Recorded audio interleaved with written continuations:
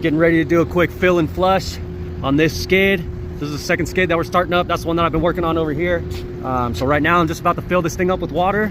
I got my hose connected to a hose bib coming out of that rack. And all I'm doing is I'm just feeding it into the bottom of this ball valve.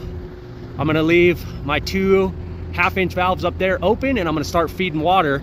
Once I get full, it should start bleeding out of that top one.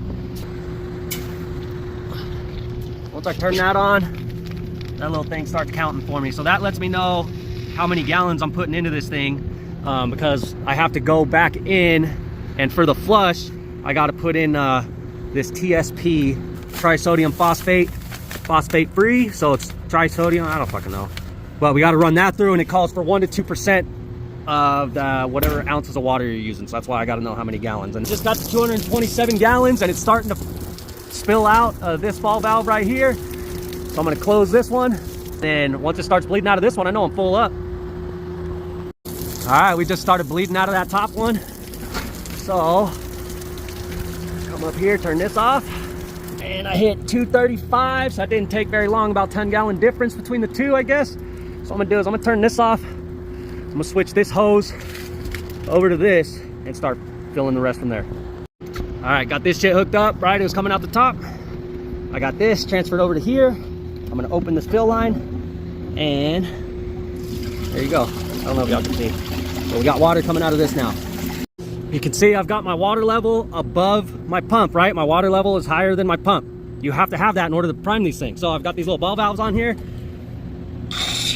pushing out air. This one, pushing out air. Woo, look at that good stuff. God damn, what the hell? That's all that dirt from up here, I guess, huh? So I'm gonna end up refilling this and cleaning all that out. Oh shit.